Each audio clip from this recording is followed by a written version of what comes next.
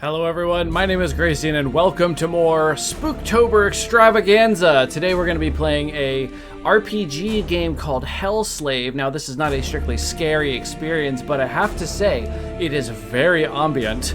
It has a lot of very dark and sort of dreary and hellish imagery and art. I think whoever did the art for this did a fantastic job. I mean, some of this stuff is just fantastic looking. The monster design, though we've seen them before, things like zombies and skeletons and ghosts and stuff, are still really well done.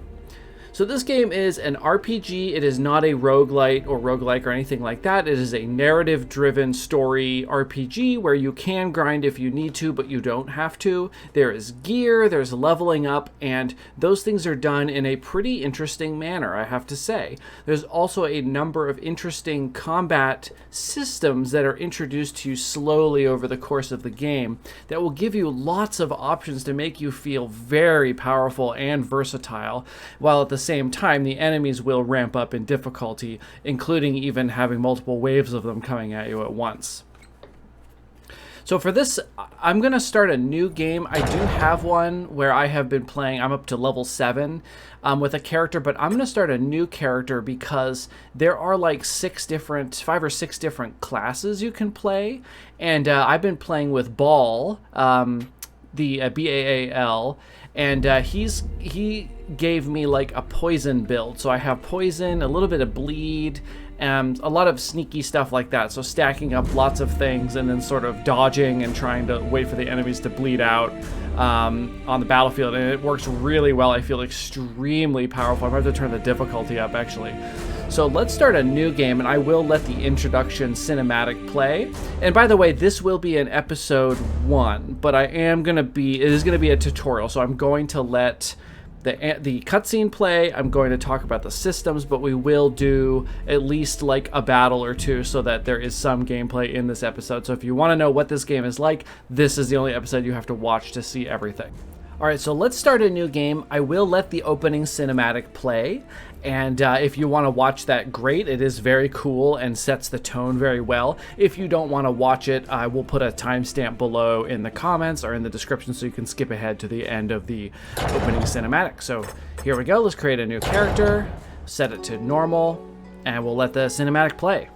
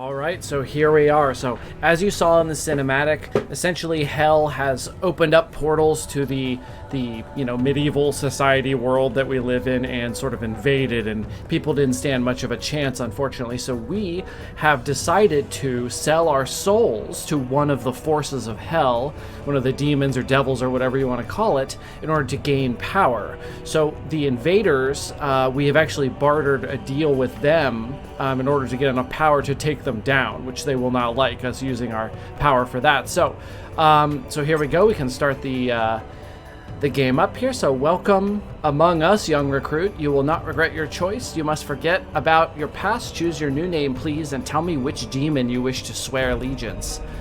So this is a really cool system. So there are all of these different demons in the game. So here's Leviathan, the blind beast guided by cosmic energies. Making a pact with Leviathan will make you a powerful wizard.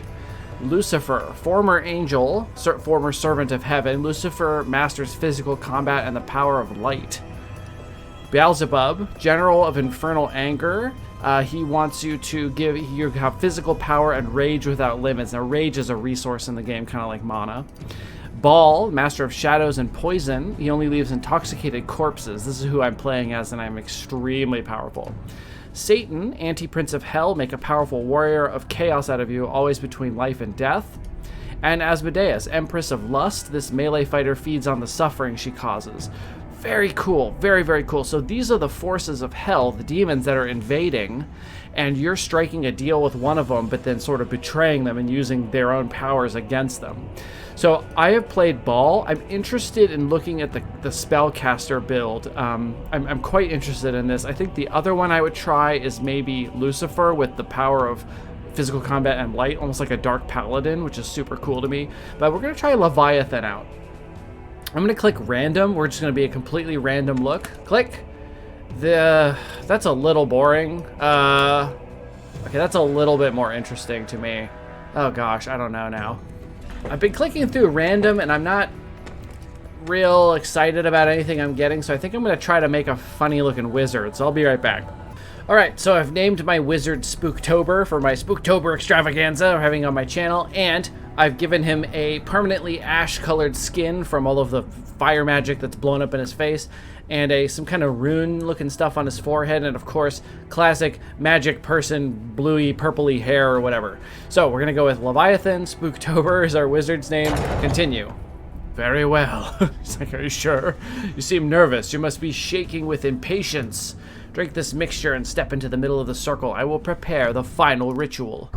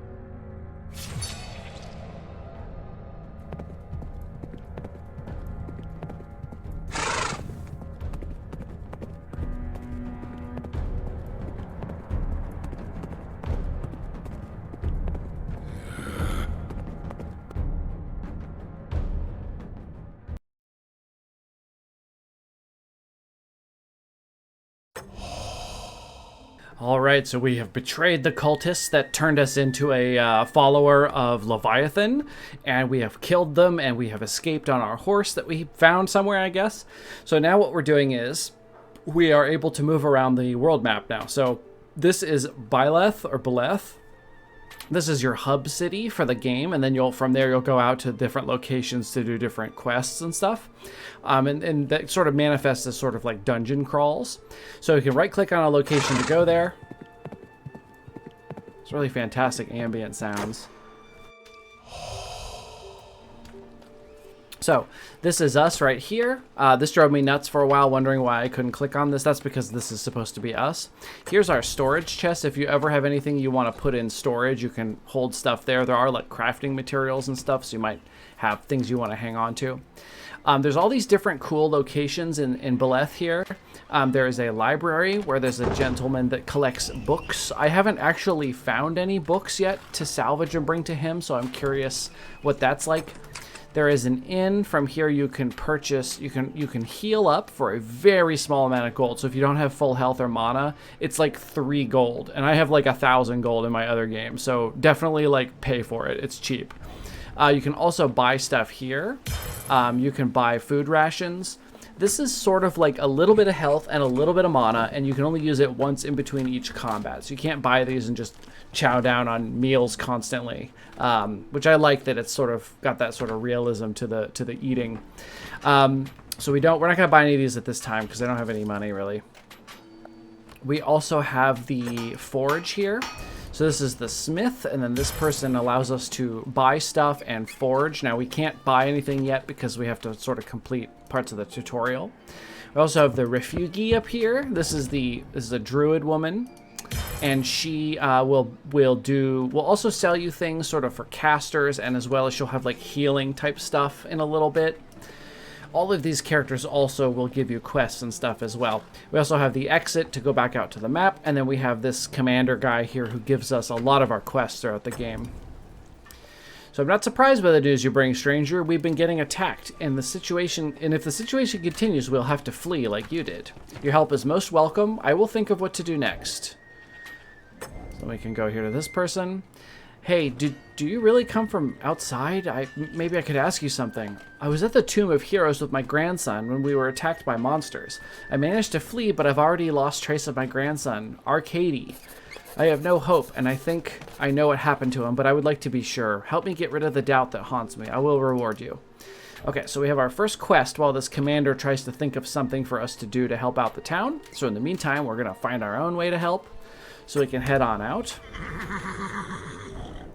Down here, let's just talk about the UI real quick. So here's our character portrait. We've got our health and our mana. You can see we have more mana than health because when you level up in a class, you gain max health and max mana. So with our class, we're probably starting with a lot more mana than health.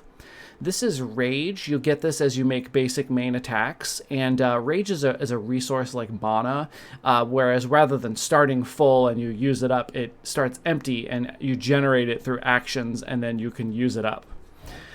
Down here we have our inventory. There's a lot of equipment slots in here. We've got our attack item, our offhand, which can be like shields and stuff. We've got our helm, a relic, chest, waist, wrists, hands, legs, feet, 2 rings, neck, and a support item. There's a lot of stuff in this game, and if you've seen screenshots of it, you've probably seen a huge block of stuff and then like 25 icons down here. But fortunately, the game starts you out really simple like this with just your attack. Not a lot of equipment to understand. Like here we've got our cape we started with. It does nothing. Here's our apprentice wand. This does 0 to 2 melee damage and 1 to 3 magical damage. You can see we do very little damage when we attack with this wand, but that is to be expected. It's a gray quality wand, and we are level 1 or 0, 1 here. So here we can see we've got max health of 55, max mana of 65. We have mana recovery and health recovery of 7. That means at the end of a battle, that's how much you get back. So you can see if you take more than 7 damage to your health or use 7 mana, you won't go back to full. So it's quite common to do a fight and be down to here, do another fight, get close to death, and at the end you might have to heal up or eat some food or something. Armor is from your different equipment, and it reduces damage you take. Your chance of dodging is here. That's pretty self-explanatory. Chance that a attack will do nothing to you. Melee damage and magical damage is sort of a quick reference for how much damage you do with certain things like spells and attacks. When you use physical attacks, this is how much damage you'll do, 7 to 12. When you use magical attacks, this is how much damage you'll do, 7 to 11. This wand is buffing our maximum melee damage by 2 and our magical damage by 1 to 3. So that's what that's doing. So when we attack, we're using our melee damage skill. This item is just boosting our ability to deal melee damage by a little bit and magic damage by a little bit. Chance of hitting is 95%. Critical hit chance with magic is 8. Critical hit chance with melee is 5. I do not know how much critical damage is. It could be 2 times. It could be 1.5 times. I'm not sure. Average damage is, for some reason, 0. I might calculate based on what I've done so far in the game. Okay, so let's head off to our quest. We'll go into powers when we get them. Here's missions. We've got this new power will help me repel demons, and we're looking for the old man's grandson.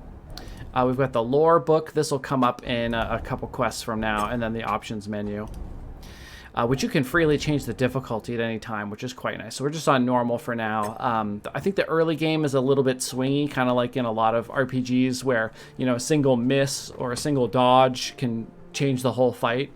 But later on, like in my other game, I'm so powerful, I think I'm going to have to turn the difficulty up because I'm breezing through enemies, not using any potions or anything, and just regenerating back up to full. It's pretty crazy. All right, so let's head off down to the Tomb of Heroes. You can see we can actually, I think we can actually go to a lot of these locations right off the bat. It would be a terrible idea, but I think we can do it. But let's head off to the Tomb of Heroes. Left click to enter, right click to go back to the map. So we're going into this tomb. So right click to move and examine important locations. You can observe and interact with points of interest. Okay, so you can just right click to move around. Here's our little red avatar here on this cool looking hand-drawn map. Some of the iconography on this map does mean things apart from just being like sort of graphically interesting. Like this little red thing here is an actual thing. This means something here. We'll talk about that when we get to it. A lot of times, like if you see something of interest on the map, like this little light shining here or this light here, there's probably a node to interact with in there that will have something like appropriate, some sort of event or a fight or items or something like that. We have a couple of new things on our UI. One is this invisibility thing.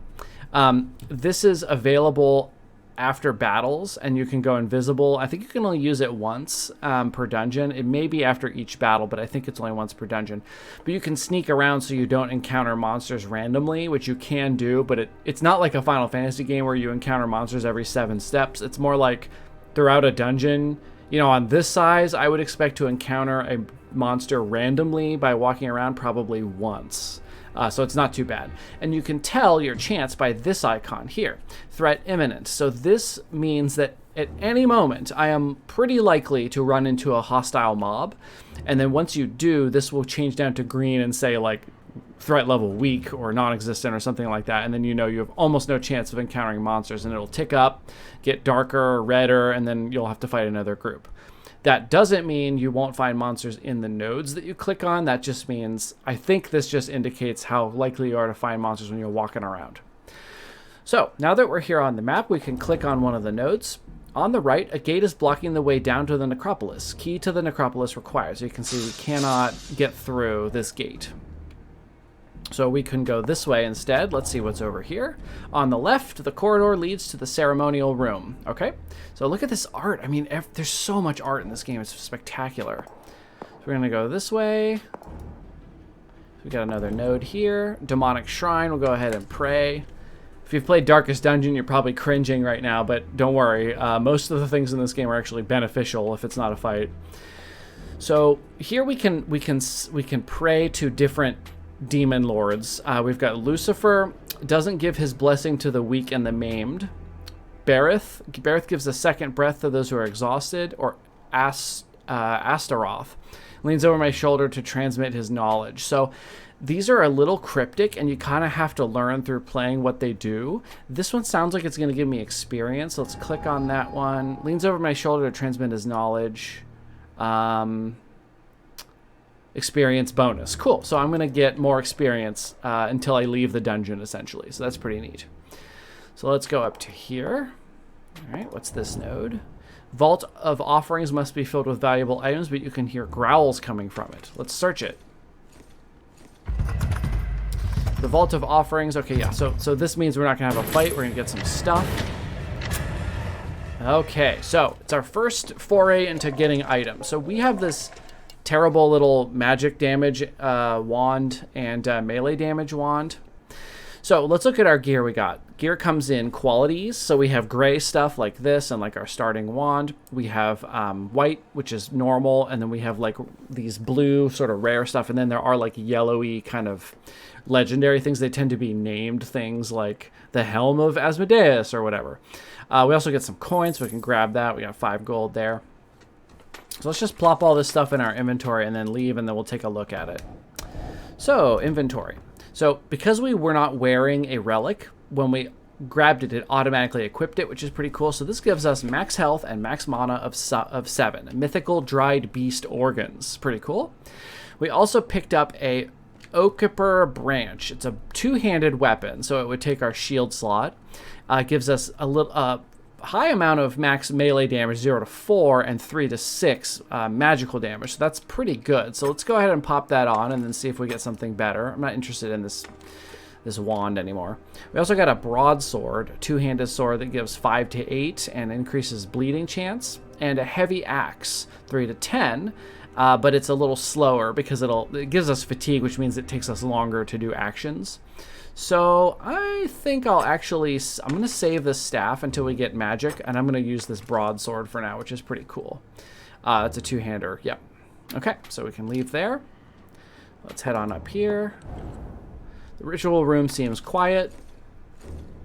All right, so we've got these urns. We can click on this and smash them open to find a armor for our hands, iron spike gauntlets, armor 2%, melee damage +1. So you can see now where our melee damage has gone up. Let's see if it goes down there.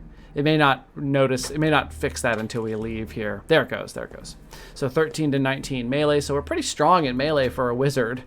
And so that's the only item we found there, that's fine. Surprised we haven't randomly found this enemy yet. Raucous noises resonate through the room. You could swear they come from that tomb. Open. Aha, so this means a fight. Here we go. So this bar indicates the time that passes. So each of these little pips is 1 second, these little lines here. So this will show things like this is the player character, the red helm. These are enemies. When you hover over an enemy, it will highlight up here, and they'll have symbols. These symbols don't mean anything other than to track their initiative. So if there's 3 zombies, they might have a circle, a square, and an empty, and then you can find them up here by what the symbols on them. This little pip here, this is like effects, like poison and bleeding and stuff. That's when they trigger. I think that's every 10 seconds. So there's a lot of cool stuff that happens with this gauge. Now, this is a turn-based game. Don't get confused about the time thing. I was initially worried it was going to be real time, but it's not. It is turn-based. It's just that whenever something is queued along the time, the bar will tick down until the next thing occurs. So everything that comes in seconds, you can kind of get a gauge for. You know, every 20 seconds is a long time, and the fight might be over before that happens once or even twice. Whereas things that only happen every few seconds are very fast. So there's the bar. Yep, left click on a power to use it. So we're going to melee attack, generates 2 rage, and gives us fatigue of 7 seconds. So that means if you look up here, it means that it's going to, the next time we're going to get an action is 7 seconds from now, which will be after this enemy goes and right before the 10-second thingy. Maybe that's 8 seconds, actually. So we can click on, oops, we got to click out of this. So if there's more than one enemy, when you click on a skill, it will tell you to select one. But if there's just one, it'll just do it. You can see our stats is up here. We did, I think, 16 damage, and which was right in the middle of our melee damage here. So he attacked us, so we took a fair bit of damage. He is now bleeding, so every 10 seconds he will take this 7 damage. So if we did nothing, eventually this zombie would bleed out, but we don't have time for that because he'll get a turn before he dies, so we want to kill him. So let's smack him. There we go, we did exactly his health. We won the fight. We regenerated our 7 mana and health as per our stats we looked at earlier. Got 10 experience, which looks like about halfway to level 2. And then we get an Infernal Favor. This is a dungeon bonus we get for the remainder of our time here in this dungeon. So we have, these bonuses last for the whole dungeon, disappear when you exit. So we have the first action of the next fights will be a critical hit, or regeneration at the end of a fight of 30%. Now we don't have any magic yet, so I'll take this. So the first hit we get in the next combat will be a critical hit, which is pretty cool. Here's the Necropolis key. We'll grab that. Here's a moldy jacket. Armor 1%. Adds 2 poison points when you get hit or hit in melee. So we'll go ahead and put that on instead of our cape. And some coins. 5 more gold. All right. So now we can head off down to the Necropolis. We may be able to go. Let's see if we can go up here. No, we can't. So we click on this. We can now open that up. We can go on into here. We've got some more nodes to interact with. Tombs, they might contain interesting items or famished corpses. Oh, it's a fight. Awesome. Let's show another fight. Okay, your basic magical attack is faster, but it uses a mana. Okay, so here you can see we only have 6 to 8 magic damage, and our melee damage is high because we haven't yet sort of specialized into magic. So this is only, it's going to cost 4 mana points. It's going to use only 3 seconds. You see, if we do this, we'll actually go again before the zombie. But I took that special thing that's going to give me a crit on the first action, so I want to use this melee attack. And he dodged. Uh-oh. Should have about a 90%, yeah, 90% chance to hit. That's because we have a 95% accuracy. I can't see that from here. Where is that? Can't look at it here. But I had a 95% accuracy, and he must have a 5% dodge chance. So let's try that again. Go 16 damage. Go ahead and try out our little magical blast thing here. Actually, no, because we can kill him. There we go, so he doesn't get to hit us again. So we got our regen. Victory, level 2. And so we get max health and max mana. We get +1 to our magical damage, so we're going to start being able to do more with magic than physical over time. We get an active power and a passive power. Now, these are very cool. I can't wait to show this off. Finger item, Signet Ring of Destruction. Plop that on. Put that on. You can double left click. Armor is a helmet here. Put that on. Look a little funny with this cracked helmet. And 7 gold. Okay, so let's talk about the powers real quick, and then we'll end this episode here. This is the end of the sort of tutorial episode, and then I'll sort of continue on with just sort of gameplay for I don't know how long. Probably won't play the whole game because it's not a short game, but I'll definitely play enough to sort of get a gauge for how this class plays. And then if you guys are liking this, then just let me know in the comments. Do all the liking and subscribing and whatever, and let me know if you want to see more of this particular game. If not, I'll be moving on to all sorts of other games, and I'll definitely have a lot of other Spooktober extravaganza videos on my channel. So for each level, you unlock a new power. We have an active and a passive. So we have to start here. Now, I've seen the ball skill tree, and this is completely different. So that is awesome. There are unique skill trees for all 6 of those classes. So what do we have here? An ice pillar. Costs 14 mana points. Offensive spell on an enemy. Inflicts 3 times your magic damage. The ice freezes the target and gives them 1 to 2 additional seconds of fatigue, and it gives us 8 fatigue. Now, this is very strong. 3 times our magic, plus freezing them for an extra, like they lose a little bit of time. That's a really good single target skill. It's no wonder it costs so much. 14 is actually kind of a lot, actually, because that's, I mean, we only have 80 mana, so we only get 7 back after a fight. So let's learn this skill. That's going to be awesome. You can also unlock a passive power. So we click here on the passive tree. We only have 1 choice at this time, but then as you unlock things, you branch out in different directions. So, Flux Control. You recover 5% of your max mana every 10 seconds. Awesome, awesome. That's going to be great. So let's grab that.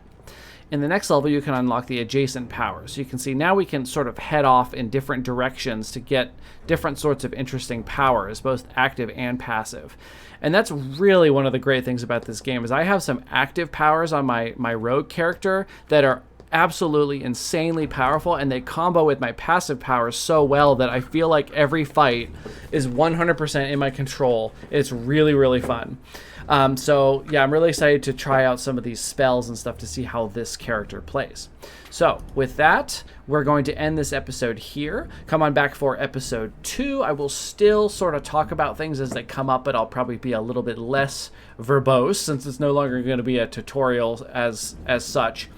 And we will continue on with this quest and get to the end here and hopefully find the grandson alive, but probably not. So thank you everybody so much for watching, and I will see you in episode 2. Thanks for watching.